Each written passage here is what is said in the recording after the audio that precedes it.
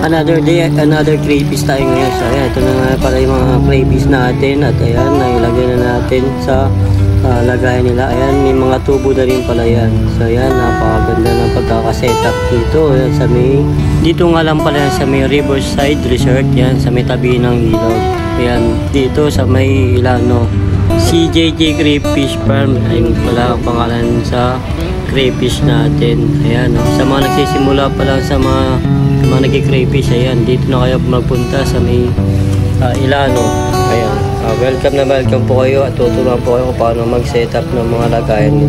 At ayan, ang dami ng crayfish. Ayan, ano, kitang-kita nyo ba? Ayan, at yan pa, meron pa yan nakapatong. Ayan, mga nagbebimbangan na sila. Charot! Ayan, ang lalaki nila. At yan, meron na rin tayo dyan mga iba pa.